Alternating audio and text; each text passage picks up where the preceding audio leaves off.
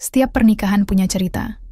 Ceritaku, Nadia, dimulai dengan janji suci dan diakhiri dengan sepi. Lalu, saat kurasa segalanya sudah berakhir, sebuah rahasia terungkap, mengubah segalanya, dan membuatku bertanya, apakah aku akan tetap pergi atau berani menghadapi akhir yang mungkin sudah di depan mata? Senja itu datang dengan warna yang sama. Jingga, kemerahan, lalu perlahan menghitam. Di balik jendela apartemen yang menghadap langsung ke keramaian kota, aku, Nadia, menyaksikan hari kembali usai tanpa ada yang berubah. Meja makan masih sepi. Piring yang kutata rapi sejak sore masih utuh. Lilin di tengah meja, yang tadinya kunyalakan dengan harapan, kini meleleh sendirian, meneteskan air mata dari parafinnya. Harapan itu, seperti lilin, pelan-pelan terkikis dan sirna. 3 tahun lalu, meja ini saksi bisu tawa kami. Kami merayakan ulang tahun pernikahan yang ke-12. Arga dengan senyumnya yang khas, matanya yang selalu terlihat hangat saat menatapku. Setiap pagi, dia pasti mencuri waktu untuk mencium keningku sebelum pergi kerja. Dan setiap malam, dia selalu pulang membawa cerita. Entah tentang kliennya yang unik, atau kemacetan Jakarta yang tak ada habisnya. Semua terasa nyata, penuh, dan hangat. Sekarang, yang tersisa hanyalah rutinitas. Pagi, Arga berangkat saat aku masih di dapur. Dia tak lagi mencium keningku, hanya sebuah gumaman singkat. Aku pergi. Malam, dia pulang saat jam sudah menunjukkan angka yang terlalu larut. Terkadang aku sudah tertidur, tapi seringnya aku masih terjaga, menunggu suara kunci pintu yang selalu terasa asing di telingaku. Dia masuk dengan langkah pelan, seolah takut mengganggu. Padahal, yang dia ganggu bukan tidurku, melainkan hatiku. Pukul 10 malam. Aku mencoba menunda kekecewaanku dengan membaca buku, tapi mataku hanya menelusuri barisan kata tanpa menangkap maknanya. Pikiranku melayang ke masa lalu. Dulu, Arga adalah suamiku, sahabatku, dan belahan jiwaku. Kini, dia terasa seperti orang asing yang tinggal satu atap denganku. Kami tidak pernah lagi membicarakan hal-hal yang intim, seperti impian kami, ketakutan kami, atau bahkan sekadar lelucon konyol yang dulu selalu membuat kami tertawa. Dia hanya menjawab seperlunya. Iya, tidak, aku lelah. Kata-kata itu, yang seharusnya sederhana, kini terasa seperti dinding yang semakin tinggi dan tebal di antara kami. Pukul 11. Bunyi kunci pintu akhirnya terdengar. Aku segera menutup buku, jantungku berdegup kencang. Aku bangkit dari sofa, berharap kali ini akan berbeda. Arga masuk. Wajahnya terlihat lelah, matanya redup, dan kemejanya sudah kusut. Sudah makan? Tanyaku, mencoba menyuarakan nada yang paling lembut. Arga hanya menggeleng sambil melonggarkan dasinya. Sudah di kantor tadi. Aku sudah masak ayam. Bakar kesukaanmu, kataku, berharap ia menunjukkan sedikit ekspresi. Lain kali saja, Nat. Aku capek banget hari ini. Aku langsung tidur ya, jawabnya, tanpa menatap mataku. Dia berjalan melewati aku begitu saja, meninggalkan aroma parfum yang bercampur dengan bau asap rokok yang tidak pernah ku ketahui asalnya. Aku hanya bisa terdiam, menatap punggungnya yang menjauh. Dadaku terasa sesak. Aku tahu, ada sesuatu yang salah, sesuatu yang tersembunyi. Sejak beberapa bulan terakhir, keanehan-keanehan kecil mulai bermunculan. Panggilan telepon yang langsung dimatikan saat aku datang, pesan singkat yang terhapus dengan cepat, dan yang paling parah, jam kerjanya yang semakin tidak masuk akal. Arga tidak pernah menjelaskan apa yang terjadi. Setiap kali aku bertanya, dia selalu mengatakan, ada proyek besar, atau aku harus lembur. Tapi, matanya tidak pernah bisa berbohong. Ada sesuatu di sana, kekosongan yang sama seperti yang kurasakan. Aku berjalan ke dapur, mematikan kompor, dan memasukkan ayam bakar yang kumasak dengan sepenuh hati ke dalam lemari es. Aku mengambil piring-piring di meja, mengelap sisa-sisa air mata lilin yang kini sudah mengeras. Malam itu, aku tidur sendirian di sisi ranjang yang dingin. Di seberang sana, Arga tertidur pulas, punggungnya menghadap ke arahku. Aku memandangi siluetnya yang samar di kegelapan, air mataku mengalir. Aku bertanya pada diriku sendiri, apakah pernikahan ini masih ada? Ataukah ini hanya ilusi yang kupertahankan sendirian? Setiap malam, pertanyaan itu terus menghantuiku. Aku tidak bisa lagi menahannya. Aku harus mencari tahu apa yang sebenarnya terjadi. Besok aku tidak akan hanya menunggu. Aku akan mencari jawaban. Aku akan menemukan siapa atau apa yang telah mengambil suamiku dariku. Aku berjanji pada diriku sendiri. Janji yang akan mengubah segalanya. Pagi itu, aku bangun dengan tekad yang bulat. Rasa sakit dan kekecewaan semalam telah berubah menjadi energi untuk mencari jawaban. Setelah Arga berangkat kerja, aku membersihkan rumah. Tapi pikiranku tak henti-hentinya memikirkan satu hal, ponselnya. Arga selalu membawa ponselnya kemana-mana, bahkan ke kamar mandi. Ini bukan kebiasaannya dulu. Sejak beberapa bulan terakhir, ponsel itu seolah menjadi bagian dari dirinya, sebuah kotak Pandora yang berisi semua rahasia yang ia sembunyikan. Aku tahu ini salah. Mencari tahu rahasia orang yang kita cintai dengan cara seperti ini terasa seperti pengkhianatan kecil. Namun, aku sudah berada di titik di mana kepercayaan sudah luntur. Aku tidak punya pilihan lain selain mencari kebenaran. Aku harus tahu, apakah aku sedang berjuang untuk rumah tangga yang masih bisa diselamatkan, atau apakah aku hanya berpegang pada ilusi yang telah lama mati. Kesempatan itu datang sore harinya. Arga pulang lebih cepat dari biasanya, karena ada janji makan malam dengan klien. Dia terburu-buru, dan seperti yang sudah-sudah, dia meletakkan ponselnya di atas meja pantry. Dia pamit untuk mandi, dan aku bisa mendengar suara gemericik air dari kamar mandi. Jantungku berdebar kencang. Ini dia. Kesempatan itu. Tanganku gemetar saat meraih ponsel itu. Aku tahu kata sandinya. Karena dulu kami sering bertukar ponsel. Aku membuka kunci layar. Mataku langsung tertuju pada aplikasi pesan. Beberapa notifikasi muncul dari grup kantornya.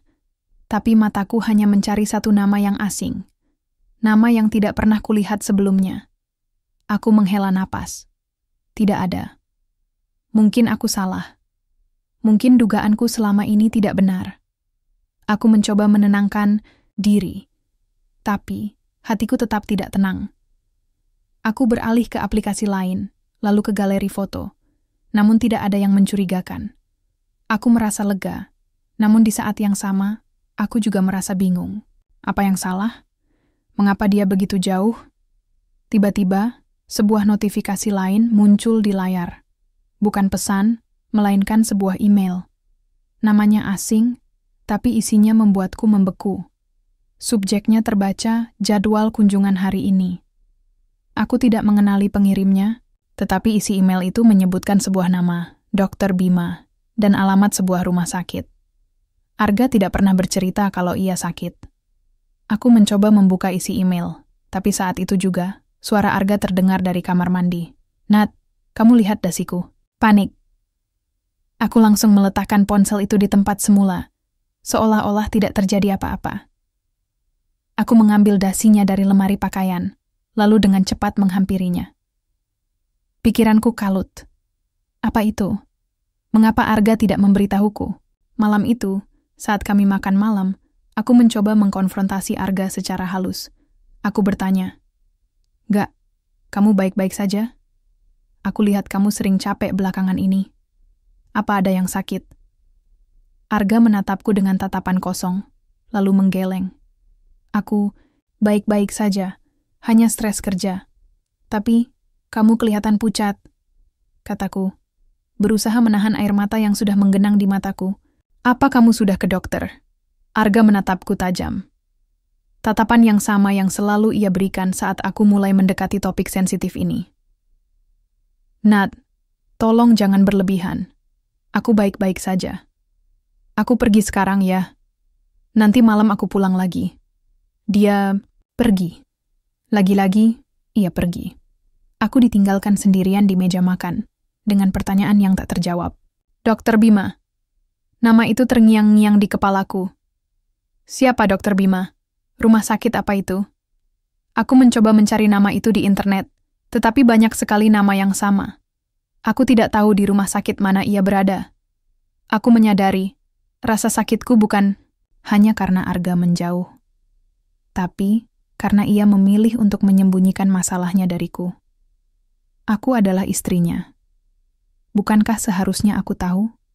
Bukankah seharusnya kami berbagi segalanya? Dulu, kami berjanji untuk bersama, dalam suka dan duka, dalam sehat dan sakit. Tapi, kini, aku merasa seperti orang asing yang tak diizinkan masuk ke dalam kehidupannya. Aku merasa putus asa. Perjuangan ini terasa sia-sia. Aku kembali ke ranjang, menangis tanpa suara. Air mataku menetes di atas bantal, membasahi kain yang dulu beraroma harum arga. Malam itu aku merasa benar-benar sendiri. Di tengah kesepian itu, aku meraih ponselku. Aku melihat sebuah notifikasi dari sebuah nomor yang tidak kukenal. Pesan singkat itu berisi, "Hai Nad, ini aku Rafael." Tanganku gemetar. Nama itu. Nama yang sudah lama sekali tidak kudengar. Rafael, sahabat lamaku. Aku mengingat kembali masa-masa kuliah kami saat kami menghabiskan waktu bersama. Rafael adalah orang yang selalu ada untukku, pendengar yang baik, dan orang yang selalu bisa membuatku tertawa. Aku melihat pesan itu, lalu mematikan ponselku. Aku tidak tahu apa yang harus kulakukan. Membalasnya terasa seperti pengkhianatan. Namun, di sisi lain, aku merasa sangat butuh seseorang untuk diajak bicara. Seseorang yang bisa mengerti perasaanku, tanpa menilaiku, tanpa menghakimiku. Aku kembali menatap ponselku yang gelap. Aku tahu, besok aku akan membalas pesannya. Aku akan menerima uluran tangan itu, karena aku tidak sanggup lagi berjuang sendirian. Ponsel di tanganku terasa panas. Aku memandang nama Rafael, sebuah nama yang dulu sering kusebutkan, kini terasa asing di lidah. Aku tahu membalas pesannya adalah sebuah gerbang menuju masa lalu, ke sebuah era di mana hidupku terasa lebih sederhana dan penuh tawa. Tapi saat ini, aku sedang diambang kehancuran. Aku merasa sangat kesepian. Aku butuh seseorang yang bisa kuajak bicara, seseorang yang bisa kuceritakan segalanya tanpa ada rasa takut dihakimi.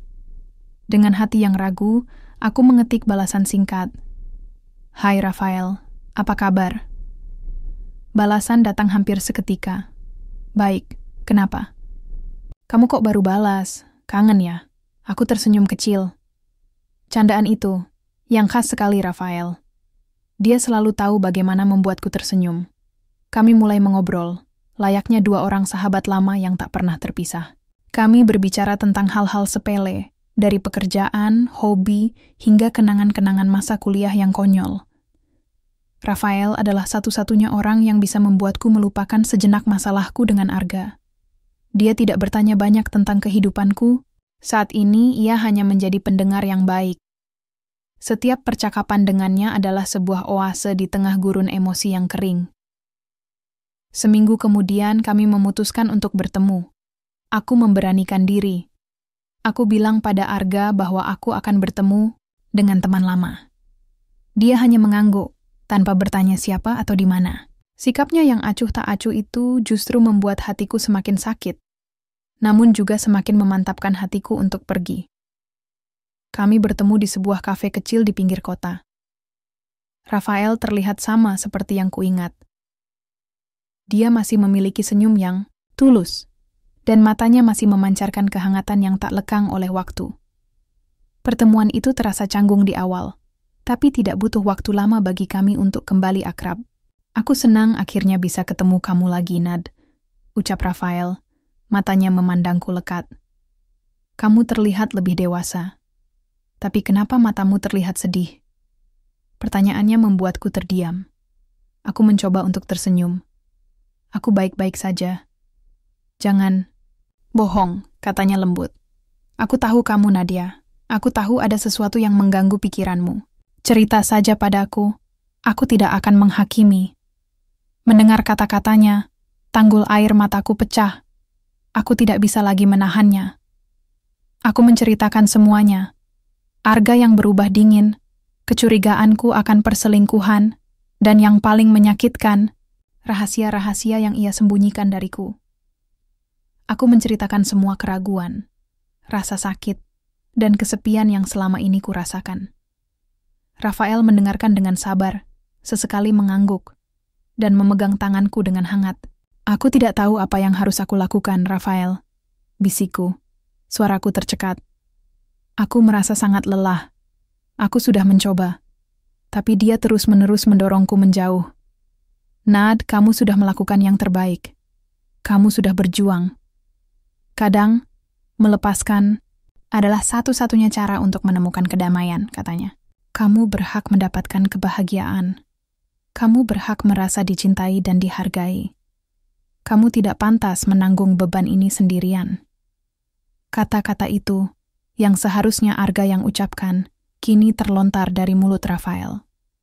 Kata-kata itu terasa seperti angin segar yang menyejukkan hatiku yang kering.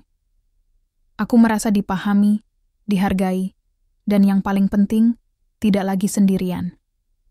Aku menyadari, sudah lama sekali aku tidak merasakan perhatian seperti ini dari Arga. Setelah pertemuan itu, Rafael dan aku semakin sering bertemu. Kami pergi ke bioskop, makan malam, dan bahkan hanya sekadar berjalan-jalan di taman. Kehadirannya dalam hidupku seperti sebuah penyelamat. Dia membuatku merasa hidup kembali. Dia mengisi kekosongan yang Arga ciptakan. Aku merasa bersalah karena aku merasa aku mengkhianati pernikahan yang masih ada. Namun, di sisi lain, aku merasa aku pantas mendapatkan kebahagiaan. Aku pantas mendapatkan seseorang yang bisa membuatku tersenyum. Satu malam, saat kami sedang mengobrol di telepon, Rafael berkata, kamu tahu Nadia, dari dulu aku selalu mengagumi kekuatanmu. Kamu wanita yang tangguh. Aku tahu ini sulit, tapi jangan pernah menyerah pada kebahagiaanmu. Aku di sini untukmu, selalu. Kata-katanya membuatku tersentuh. Aku tahu Rafael tulus. Tapi, aku juga tahu, Arga masih suamiku. Dan terlepas dari semua, rasa sakit yang ia berikan, aku masih mencintainya. Aku tahu ini adalah sebuah persimpangan jalan. Aku dihadapkan pada sebuah pilihan yang sulit. Terus berjuang untuk sesuatu yang mungkin sudah hancur, atau membuka hati untuk sebuah babak baru. Aku mengakhiri panggilan itu, kembali ke kamar tidur yang gelap, dan melihat Arga yang sudah tertidur pulas. Punggungnya menghadap ke arahku, seolah-olah ia sengaja menciptakan jarak. Aku menatapnya. Aku tahu, aku tidak bisa lagi hidup dalam ketidakpastian. Aku harus membuat keputusan. Aku harus mengakhiri semua ini. Aku harus tahu, apakah ada harapan untuk kami, atau apakah sudah saatnya untukku pergi. Pagi itu, aku tidak bisa lagi menahannya. Aku sudah terlalu lelah dengan semua sandiwara ini. Setelah Arga selesai mandi dan bersiap-siap untuk pergi bekerja, aku memutuskan untuk bicara. Ini adalah kali pertama setelah sekian lama aku memberanikan diri untuk mengawali percakapan serius dengannya.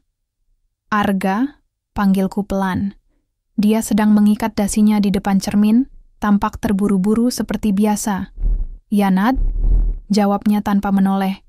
"Bisakah kita bicara sebentar?" Tanyaku. Suaraku sedikit bergetar. Arga menghela napas panjang, seolah-olah permintaanku adalah beban terberat di dunia. Dia menoleh, menatapku dengan tatapan yang kosong. Aku buru-buru. "Ada rapat pagi ini. Ini lebih penting dari rapatmu," kataku, mencoba mengumpulkan semua keberanianku. Aku melangkah mendekat, berdiri tepat di hadapannya. Aroma sabun mandinya yang maskulin tercium samar, tapi itu tidak cukup untuk menutupi bau jarak yang begitu pekat di antara kami. "Apa yang terjadi, Arga? Apa yang sedang kamu sembunyikan?" Matanya menyipit. "Apa maksudmu?" Jawab aku dengan jujur. "Kamu selalu pulang larut, kamu menghindari aku, dan kamu bahkan tidak mau menatapku lagi. Apa kamu punya orang lain?" Suaraku meninggi, emosiku meledak. Pertanyaan yang selama ini kupendam, akhirnya keluar. Arga terdiam sejenak. Aku menunggu, berharap dia akan membela diri, menjelaskan semuanya, atau bahkan berteriak padaku. Tapi yang keluar dari mulutnya hanyalah, "Terserah apa katamu." Jawaban itu menusuk. Aku merasa seperti ditampar. "Terserah apa kataku? Begitu saja?" "Aku istrimu, Arga. Kita sudah menikah selama belasan tahun. Apa segampang itu kamu menghancurkan semua yang sudah kita bangun? Aku tidak menghancurkan apa-apa. Balasnya, nadanya naik. Amarahnya terlihat. Jelas di matanya. Aku hanya lelah. Aku bekerja keras untuk keluarga ini, dan yang aku dapatkan hanyalah tuduhan-tuduhanmu yang tidak berdasar. Tidak berdasar? Lalu, apa yang kamu lakukan dengan Dr. Bima itu? Dan kenapa kamu harus menghapus semua pesanmu? Tuduhku. Aku tidak peduli lagi. Semua harus terungkap. Mendengar nama itu, wajah Arga memucat. Dia terlihat terkejut, namun segera mengendalikan emosinya. Kamu membuka ponselku? Nadia, kamu sudah melanggar privasi. Aku melanggar privasi, dan kamu melanggar janji pernikahan. Kita? Aku balik menuduh. Air mata mengalir di pipiku. Aku tahu ada sesuatu. Tapi kamu tidak pernah mau jujur. Kamu lebih memilih mendorongku menjauh daripada memberitahuku apa yang sedang kamu hadapi. Pertengkaran itu pecah. Kata-kata kasar terlontar di antara kami. Semua kekecewaan, rasa sakit, dan frustasi yang selama ini terpendam keluar tanpa terkendali. Kami saling melukai dengan kata-kata, mengikis sisa-sisa cinta yang masih ada. Aku tidak bisa seperti ini terus, Arga. Aku sudah lelah berjuang sendirian. Teriakku, suaraku pecah. Arga menatapku dengan mata yang dingin. Kalau begitu jangan berjuang lagi. Aku tidak memintamu. Kalimat itu bagai ribuan belati yang menusukku. Dia tidak memintaku. Dia tidak peduli. Dia tidak ingin aku ada di sisinya. Air mataku semakin deras. Aku berbalik, tidak sanggup lagi menatap wajahnya. Arga mengambil tas kerjanya, lalu berjalan ke pintu. Tangan kanannya memegang gagang pintu, tapi ia berhenti sejenak. Aku berharap dia akan kembali, memelukku, dan mengatakan bahwa semua ini hanya salah paham. Tapi, dia hanya menoleh sedikit. Terserah apa maumu, katanya pelan, suaranya kembali, dingin. Kemudian dia pergi. Suara pintu tertutup terdengar nyaring. Aku jatuh berlutut, menangis sesenggukan. Hatiku hancur berkeping-keping. Aku merasa bodoh karena selama ini berjuang untuk sesuatu yang mungkin sudah mati.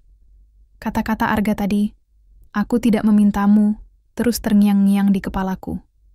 Saat itu, aku menyadari. Aku tidak bisa lagi membohongi diriku sendiri. Pernikahan ini sudah hancur. Bukan karena orang ketiga, tapi karena jarak yang ia ciptakan dan dinding yang ia bangun. Aku tidak tahu apa yang ia sembunyikan, tapi aku tahu satu hal. Aku tidak bisa lagi menjadi istrinya. Aku bangkit, mengambil ponselku. Aku melihat lagi pesan dari Rafael. Hati kecilku mengatakan bahwa dia akan selalu ada untukku, tidak seperti Arga. Aku tahu, ini bukan tentang Rafael, ini tentang aku. Ini tentang kebahagiaanku, dan aku pantas untuk bahagia. Dengan tangan gemetar, aku mengetikkan sebuah nama di kolom pencarian internet, pengacara perceraian Jakarta. Aku harus mengambil langkah. Aku harus mencari jalan keluar. Aku harus mengakhiri semua ini untuk diriku sendiri. Pagi itu, aku menghubungi seorang pengacara perceraian. Suara wanita di seberang telepon terdengar profesional dan dingin, tapi kata-kata yang keluar dari mulutnya terasa seperti palu yang menghantam kenyataan di hadapanku. Dia menanyakan alasan perceraian, harta gono gini, dan hal-hal lain yang terasa sangat teknis. Namun di balik semua itu, yang kudengar hanyalah, rumah tanggamu sudah berakhir. Percakapan itu singkat, tapi sangat berat. Setelah mematikan telepon, aku hanya bisa terduduk di sofa, memandang kosong ke arah jendela. Pikiranku kembali pada pertengkaranku dengan Arga. Kata-katanya, aku tidak memintamu, masih terasa begitu, nyata. Dia seolah mengizinkan, bahkan mungkin menginginkan, perpisahan ini. Rasa sakit itu tak tertahankan, dan aku merasa, mungkin ini adalah jalan terbaik untuk kami berdua. Dalam keadaan kalut, aku mengirim pesan kepada Rafael. Aku tidak tahu apa yang harus kukatakan, tapi aku merasa butuh kehadirannya. Butuh seseorang yang bisa kuajak bicara, tanpa ada filter. Tak lama kemudian, Ponselku berdering. Nama Rafael muncul di layar. Aku menjawabnya. "Nat, kamu baik-baik saja?" tanyanya. Suaranya terdengar cemas. Air mataku kembali mengalir. "Aku tidak tahu, Rafael. Aku sudah bicara dengan pengacara." Suara di seberang sana terdiam. "Lalu, aku akan ke sana, sekarang." Tidak sampai setengah jam, Rafael sudah berada di depan pintu apartemenku. Aku membukakan pintu untuknya. Ia menatapku dengan mata yang penuh simpati. Ia tidak berkata apa-apa, ia hanya memelukku. Pelukan yang terasa hangat dan aman, yang sudah lama tidak kurasakan. Aku menangis dalam pelukannya, semua bendungan emosi yang kutahan akhirnya runtuh. Setelah aku merasa lebih tenang, Rafael melepaskan pelukannya dan membawaku duduk. "Ceritakan padaku, Nat, semuanya." Aku menceritakan semua yang terjadi. Pertengkaran, hebat dengan Arga, kata-kata yang menyakitkan, dan keputusanku untuk menghubungi pengacara. Aku merasa bodoh, menceritakan masalah rumah tanggaku pada orang lain. Tapi entah kenapa, dengan Rafael, semuanya terasa mudah. Dia tidak menyela. Dia mendengarkan setiap patah kata yang kuucapkan. "Aku merasa lelah sekali, Rafael," bisikku. "Aku sudah berjuang selama berbulan-bulan, tapi sepertinya hanya aku yang berjuang. Aku rasa dia sudah tidak mencintaiku lagi." Rafael memegang tanganku. "Nat, dengarkan aku. Kamu sudah melakukan yang terbaik. Kamu sudah berjuang, tapi kadang cinta itu tidak cukup untuk menyelamatkan sebuah hubungan. Jika dia memang tidak lagi menghargaimu, kamu berhak pergi. Kamu berhak bahagia. Tapi bagaimana kalau aku salah? Bagaimana kalau ada alasan lain di balik semua ini?" tanyaku. Keraguan itu masih ada. "Nat, sudah cukup kamu menanggung ini sendirian. Kalau memang ada alasan, seharusnya dia jujur padamu. Sebuah pernikahan dibangun di atas kepercayaan dan komunikasi. Jika salah satunya tidak ada, bagaimana kalian bisa bertahan?" jawab Rafael. Kata-katanya masuk akal. Semua hal yang ia katakan adalah kebenaran yang selama ini kuhindari. Kamu berhak mendapatkan seseorang yang bisa membuatmu tersenyum setiap hari. Seseorang yang tidak membuatmu merasa kesepian, lanjut Rafael.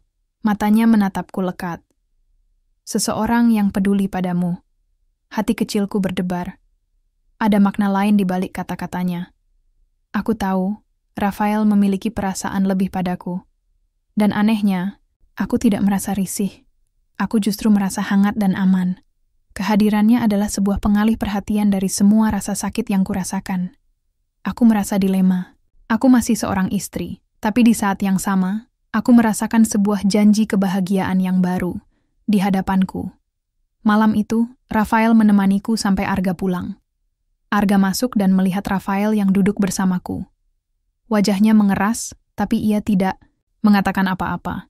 Ia hanya melemparkan tatapan dingin kepada kami berdua, lalu berjalan lurus ke kamar. Tidak ada pertanyaan, tidak ada amarah. Hanya sebuah keheningan yang mematikan. Setelah Arga masuk kamar, Rafael pamit pulang. "Apapun keputusanmu, aku akan selalu mendukungmu," bisiknya pelan sebelum ia pergi. Aku kembali masuk, memandang kamar Arga yang tertutup. Aku tahu, satu-satunya cara untuk mengakhiri penderitaan ini adalah dengan berani menghadapi kenyataan. Aku mengambil ponselku, membuka kalender, dan menandai tanggal di minggu depan.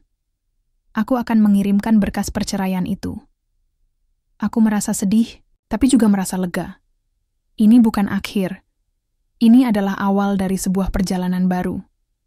Perjalanan untuk menemukan diriku sendiri, dan mungkin kebahagiaan yang selama ini hilang. Aku hanya berharap aku tidak membuat kesalahan. Aku berharap jalan yang kupilih ini adalah jalan yang benar. Pagi itu terasa berbeda. Udara yang biasanya dingin, kini terasa menusuk. Aku duduk di ruang tamu, memegang sebuah map berisi berkas-berkas perceraian yang sudah kusiapkan. Aku menunggu Arga. Aku tahu dia akan pulang larut, tapi aku sudah bertekad untuk menyelesaikan semuanya malam ini juga. Pukul 12 malam, suara kunci pintu terdengar. Arga masuk dengan langkah gontai. Wajahnya terlihat pucat, matanya lelah, dan ia tampak lebih kurus dari biasanya. Aku merasakan sedikit simpati, tapi rasa sakit yang ia sebabkan jauh lebih besar. Kita perlu bicara, kataku. Suaraku terdengar dingin dan datar. Arga menatapku, tatapannya kosong. Aku capek, Nad. Besok saja. Tidak ada besok, Arga. Balasku. Suaraku meninggi. Ini sekarang. Aku sudah muak dengan semua ini. Aku meletakkan map itu di atas meja. Arga meliriknya, lalu menatapku dengan kening berkerut. Apa ini? Berkas perceraian. Jawabku. Suaraku pecah. Aku tidak bisa lagi. Aku sudah lelah berjuang sendirian. Kamu bahkan tidak peduli. Kamu tidak mencoba untuk menjelaskan apapun. Aku rasa ini adalah satu-satunya jalan keluar. Arga terdiam. Tatapannya kini bukan lagi kosong, melainkan penuh dengan kesedihan yang mendalam. Ia berjalan mendekatiku, duduk di sofa, dan menatap berkas-berkas itu dengan pandangan kosong. Aku menunggu kemarahannya. Aku menunggu argumennya. Tapi ia hanya terdiam. Lalu, Arga menghela napas panjang, dan ia mulai bicara. Suaranya serak dan penuh dengan kepedihan. Aku tahu kamu pasti berpikir yang tidak-tidak, Nadia. Aku tahu kamu berpikir aku berselingkuh. Lalu apa? Tanyaku, emosiku kembali meluap. Ada apa dengan Dr. Bima? Apa ada hal lain? Jawab aku, Arga. Jawab aku. Arga mengangkat wajahnya, menatapku lurus. Matanya berkaca-kaca. Aku tidak berselingkuh, Nadia. Kata-katanya membuatku terdiam. Jantungku berdebar kencang. Ia mengusap wajahnya, lalu melanjutkan. Aku menjauh bukan karena ada orang lain. Aku menjauh karena aku ingin melindungimu. Aku ingin kamu bahagia. Apa maksudmu? Tanyaku, bingung. Arga merogoh kantong jaketnya. Tangannya gemetar saat ia mengeluarkan sebuah amplop tebal. Ia menyerahkannya kepadaku. Baca ini. Aku tidak tahu bagaimana harus menjelaskannya. Aku tidak punya keberanian. Aku mengambil amplop. Itu, tanganku gemetar. Aku membukanya. Di dalamnya ada berkas-berkas medis. Berlembar-lembar hasil tes, laporan-laporan, dan diagnosis dari beberapa rumah sakit. Jantungku serasa berhenti berdetak saat mataku menelusuri barisan kata-kata medis yang sulit kupahami. Namun, satu kalimat sederhana membuatku jatuh terduduk. Diagnosis. Kanker otak stadium 4. Dunia seakan runtuh. Ruangan itu terasa berputar. Aku tidak bisa bernapas. Aku membaca lagi, dan lagi, dan lagi. Mataku beralih ke nama dokter yang tertera. Dr. Bima. Aku memandang Arga, air mataku mengalir deras. Ia tidak berselingkuh. Ia tidak ingin meninggalkanku. Ia hanya ingin melindungiku. Selama ini dia sendirian. Dia menanggung semua penderitaan ini sendirian, tanpa memberitahuku. Aku tidak mau membebanimu, Nadia. Bisiknya, suaranya parau. Aku tahu ini berat. Aku tidak ingin kamu merasakan sakit ini bersamaku. Aku ingin kamu hidup bahagia, dengan atau tanpa aku. Aku tidak bisa berkata-kata. Lidahku terasa keluh. Semua tuduhan, semua amarah, dan semua rasa sakit yang kurasakan selama ini, kini terasa bodoh dan egois. Aku mengira diriku adalah korban, padahal Arga yang selama ini berjuang. Arga yang sakit. Arga yang kesakitan. Tangisku semakin keras. Bukan tangis amarah, melainkan tangis penyesalan. Tangis yang berisi ribuan kata maaf yang tidak akan pernah cukup. Aku merasa sangat hancur. Bukan karena rumah tanggaku berakhir, tetapi karena aku telah menyia-nyiakan waktu yang berharga. Waktu yang Arga habiskan untuk berjuang melawan kematian. Maafkan, aku, Arga, bisiku meremas berkas-berkas itu di tanganku. Maafkan aku. Arga berjalan ke arahku, duduk di sampingku. Ia memelukku, dan untuk pertama kalinya setelah sekian lama, aku merasa kehangatan yang tulus dari Arga. Kehangatan yang tidak bisa kurasakan di pelukan Rafael, atau dari kata-kata Rafael. Pelukannya adalah sebuah janji. Sebuah janji yang mengatakan bahwa ia akan berjuang. Dan kini aku tahu, aku tidak akan pernah meninggalkannya. Aku akan berjuang bersamanya. Aku tidak tahu sudah berapa lama kami berada dalam posisi itu. Aku menangis dalam pelukan Arga, berulang kali mengucapkan kata maaf. Semua tuduhanku, semua kecurigaanku, kini terasa seperti pisau yang tajam, menusuk bukan hanya hatinya, tapi juga hatiku sendiri. Bagaimana bisa aku begitu buta? Bagaimana bisa aku begitu egois? Aku mengira diriku adalah korban, padahal selama ini, Arga sedang berjuang dalam kesunyian. Dia melepaskan pelukannya, menangkup wajahku yang basah. Jangan minta maaf, Nad. Ini salahku. Aku yang tidak jujur. Aku yang memilih untuk menanggungnya sendiri. Tapi, kenapa? Kenapa kamu tidak memberitahuku? Tanyaku, suaraku masih tercekat. Aku takut, bisiknya matanya yang lelah menatap mataku. Aku takut kamu akan sedih. Aku takut kamu akan menderita. Aku tidak ingin melihatmu merasakan sakit yang sama denganku. Aku lebih memilih kamu membenciku daripada kamu melihatku mati. Kata-katanya membuatku semakin hancur. Dia rela dibenci demi melindungiku. Cinta macam apa yang kumiliki, hingga aku tidak bisa melihat pengorbanan sebesar itu. Aku merasa sangat kecil dan bodoh. Selama ini, aku sibuk mencari kebahagiaan di luar, saat kebahagiaan itu, yang berjuang untukku, ada di sampingku. Tiba-tiba, Arga limbung. Wajahnya pucat pasi dan ia jatuh ke lantai. Aku panik. Aku memanggil namanya, tapi dia tidak menyahut. Tanganku gemetar saat meraih ponselnya, mencari nomor darurat yang tertera di layar. Aku menghubungi nomor itu, suaraku bergetar menjelaskan apa yang terjadi. Beberapa menit kemudian, sebuah ambulans datang. Malam itu, aku duduk di koridor rumah sakit, tidak bisa berhenti menangis. Aku menatap ruang ICU yang tertutup, di mana suamiku berjuang melawan penyakitnya. Ruangan ini, rumah sakit ini, dokter-dokter, ini ternyata adalah alasan dibalik semua sikap dingin Arga. Aku melihat ponselku. Ada beberapa pesan dari Rafael. Apa kabar? Sudah bertemu pengacara. Aku akan datang kalau kamu butuh teman. Aku tidak membalas. Ponselku terasa panas di tanganku. Rafael, pria yang kujadikan pelarian. Aku merasa sangat malu dan bersalah. Dia menawarkan kebahagiaan saat aku sudah punya kebahagiaan itu, namun aku terlalu buta untuk melihatnya. Aku menyalahkan diriku sendiri. Aku menyalahkan diriku karena tidak bertanya lebih jauh. Aku menyalahkan diriku karena mudah percaya pada kecurigaan. Aku menyalahkan diriku karena mencari kenyamanan di luar. Semua yang terjadi adalah konsekuensi dari keegoisanku. Aku berpikir, aku layak bahagia, tapi aku bahkan tidak bisa melihat orang yang paling kucintai sedang berjuang sendirian. Aku tidak tahu harus berbuat apa. Di satu sisi, aku sangat ingin bersama Arga, berjuang bersamanya. Namun di sisi lain, aku merasa tidak pantas. Aku telah mengkhianati kepercayaan yang ia berikan, meskipun tidak secara fisik. Aku telah mencari jalan keluar, sementara dia berjuang untuk bertahan. Seseorang menepuk pundakku. Aku menoleh. Seorang dokter berdiri di sampingku. Maaf, Anda istri.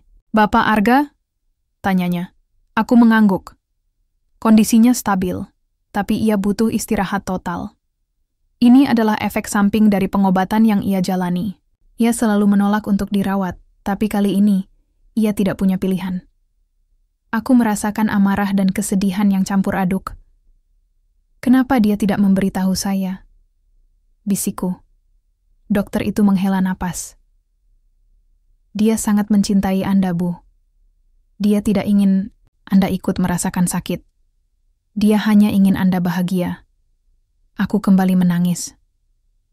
Kata-kata itu, yang kudengar dari Arga, kini diucapkan oleh orang lain. Semua itu terasa begitu nyata. Aku tidak tahu apa yang akan terjadi selanjutnya, tapi aku tahu satu hal. Aku tidak akan pernah meninggalkan Arga. Aku akan berjuang bersamanya sampai akhir. Hari-hari berikutnya adalah sebuah babak baru yang penuh dengan perjuangan. Arga dirawat di rumah sakit. Aku membatalkan semua urusan dengan pengacara dan mendedikasikan seluruh waktuku untuk mendampinginya. Ruangan berbau antiseptik yang dingin, yang dulu terasa asing, kini menjadi duniaku. Aku belajar tentang penyakitnya, tentang efek samping kemoterapi, dan tentang cara-cara untuk meringankan penderitaannya. Kami tidak lagi canggung. Jarak yang memisahkan kami seolah lenyap, digantikan oleh sebuah keintiman yang baru, yang dibangun di atas kejujuran dan rasa sakit. Aku memegang tangannya saat ia muntah karena mual. Aku mengelap keringat dingin di dahinya saat demam menyerang. Aku membacakan buku untuknya saat ia terlalu lelah untuk melihat layar ponsel. Suatu sore, saat Arga sedang terlelap, aku melihat ponselnya. Ada pesan dari Rafael. Aku tidak ragu lagi untuk membalasnya. Rafael, maaf aku baru balas. Arga sakit. Dia dirawat di rumah sakit. Balasan datang hampir seketika. Nad, aku akan ke sana. Kamu tidak sendirian. Rafael datang. Ia membawa bunga dan buah-buahan. Ia menatapku dengan tatapan yang penuh dengan kelegaan dan juga pertanyaan. Di sana, di depan ruang rawat Arga, aku menceritakan semua yang terjadi. Aku menceritakan rahasia, Arga, dan betapa bodohnya aku karena salah menafsirkan semua itu. Rafael mendengarkan dengan sabar. Wajahnya yang ceria kini terlihat muram. Aku minta maaf, Nat, katanya pelan. Aku tidak tahu. Aku egois. Aku hanya melihat kesempatan untuk mendekatimu, tanpa memikirkan apa yang sebenarnya terjadi. Tidak, Rafael. Ini bukan salahmu. Kataku. Ini salahku. Aku yang mencari pelarian. Aku yang tidak percaya pada suamiku sendiri. Rafael menatapku lekat. Aku mengerti. Aku hanya ingin kamu tahu.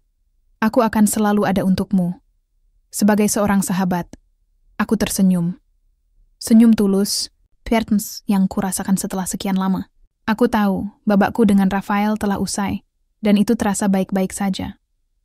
Cinta kami bukan sebuah pilihan. Cinta kami adalah sebuah komitmen. Setelah Rafael pergi, aku masuk kembali ke dalam ruangan. Arga sudah bangun. Ia melihatku dan tersenyum, lemah. Siapa yang datang, Nat? Rafael, jawabku. Dia mendoakanmu. Arga mengangguk. Aku tahu aku tidak bisa memberimu janji yang pasti. Aku tidak tahu berapa banyak waktu yang tersisa. Bisiknya, suaranya parau. Tidak ada yang pasti, Arga, kataku, memegang tangannya erat. Tapi satu hal yang pasti, aku akan bersamamu. Apapun yang terjadi, aku akan bersamamu. Kami mulai berbicara tentang hal-hal yang dulu tidak pernah kami bicarakan. Tentang ketakutannya, tentang penderitaan yang ia tanggung sendirian, tentang betapa ia merindukan hari-hari di mana kami bisa menghabiskan waktu bersama. Kami mengenang masa lalu, dan disinilah aku menyadari, cinta kami tidak pernah hilang. Cinta itu hanya tertutup oleh rasa sakit dan ketakutan. Setiap hari, aku menyaksikan kekuatannya yang luar biasa. Meski tubuhnya lemah, semangatnya tidak pernah luntur. Ia berjuang untuk hidup, untuk setiap detik yang bisa ia habiskan bersamaku. Dan aku berjuang untuknya. Aku berjuang untuk kembali menjadi istri yang kuat, yang bisa menjadi sandaran baginya. Aku berjuang untuk mengembalikan senyum di wajahnya. Kami adalah satu tim, melawan satu musuh, melawan waktu. Jarum jam seolah berjalan lebih cepat.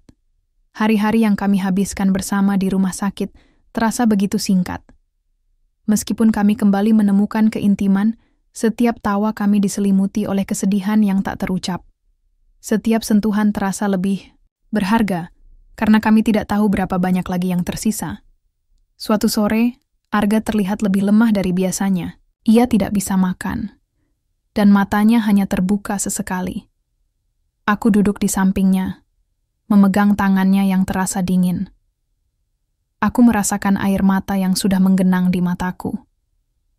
Nad, panggilnya dengan suara yang sangat pelan. Aku di sini, Ga, bisiku, merapatkan diri padanya. Maaf.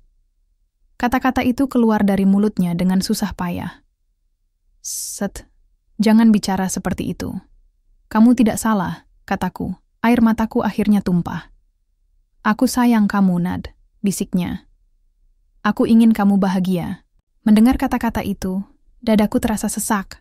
Aku mencium tangannya. Aku akan bahagia, Ga. Aku sudah bahagia. Saat itu, pintu ruangan terbuka.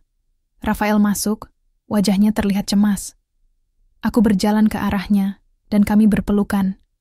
Aku minta, maaf, aku tidak bisa menahan diri untuk tidak datang, bisiknya. Terima kasih, Rafael, kataku. Terima kasih sudah datang. Rafael berjalan ke arah Arga, duduk di kursi di sisi lain ranjang. Ia meraih tangan Arga dan menepuknya pelan. Ga, kamu orang yang kuat. Aku tahu kamu bisa melewatinya, katanya, suaranya bergetar. Arga membuka matanya sedikit, melihat ke arah Rafael, dan tersenyum lemah. Terima kasih, bro, bisiknya. Mata Rafael berkaca-kaca. Ia berbalik padaku, lalu berkata, Nat, aku rasa aku harus pergi sekarang. Aku mengangguk. Aku tahu, ini adalah perpisahan yang harus terjadi. Rafael sudah menjadi bagian dari cerita ini, tapi bukan bagian dari masa depan kami. Dia harus menemukan kebahagiaannya sendiri. Dan aku harus berjuang untuk kebahagiaanku. Rafael menatapku, matanya penuh makna. Lalu, ia berjalan keluar ruangan. Aku tahu, ia pamit untuk selamanya. Aku kembali ke sisi ranjang, memegang tangan Arga. Suasana terasa sangat hening, hanya ada suara monitor detak jantung yang berbunyi teratur. Aku memandangi wajahnya yang terlihat damai. Aku teringat kembali semua hal yang telah kami lalui. Dari awal pernikahan kami yang penuh cinta, hingga konflik yang hampir menghancurkan kami, hingga kini, di akhir perjalanan ini, Arga membuka matanya. Ia menatapku dengan tatapan yang penuh cinta. Tidak ada lagi jarak, tidak ada lagi rahasia, hanya ada cinta murni di antara kami. Aku lelah, Nat, bisiknya. Istirahatlah, sayang, kataku, mencium keningnya. Aku sayang kamu, bisiknya, lalu matanya terpejam. Pelukannya tidak lagi erat, namun terasa begitu tulus. Aku tahu, inilah saatnya. Aku memeluknya dan menangis dalam diam. Aku tidak tahu berapa banyak waktu yang tersisa. Tapi satu hal yang aku tahu, aku tidak akan pernah meninggalkannya. Aku akan bersamanya hingga akhir. Suara monitor detak jantung yang tadinya teratur, kini melambat. Kemudian, suara panjang yang monoton memenuhi ruangan, memecah keheningan. Aku tahu, inilah akhir dari sebuah perjuangan. Aku memeluk Arga dengan erat, air mataku membasahi kemejanya. Aku tidak berteriak, aku tidak meratap, aku hanya menangis dalam diam. Jantungku terasa sakit, tapi di balik rasa sakit itu ada sebuah ketenangan. Arga tidak lagi kesakitan. Arga sudah tenang. Dokter dan suster masuk, wajah mereka menunjukkan simpati. Aku membiarkan mereka memeriksa Arga, tapi aku tidak melepaskan pelukanku. Aku ingin merasakan setiap detik terakhir dari kehadirannya. Aku mencium keningnya yang terasa dingin.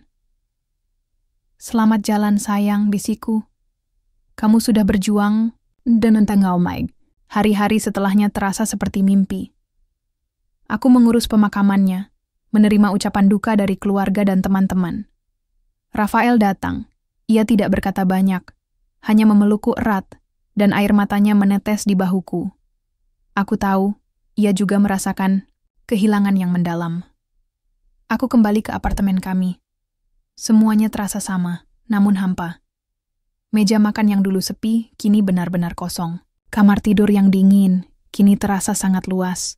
Aku duduk di sofa, memegang sebuah foto pernikahan kami. Arga tersenyum, matanya memancarkan kebahagiaan yang tulus.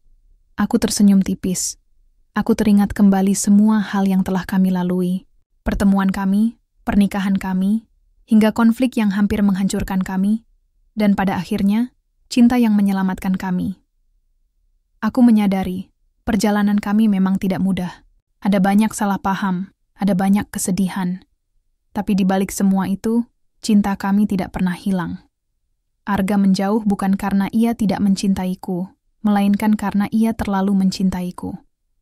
Ia rela menanggung penderitaan sendirian demi melindungiku.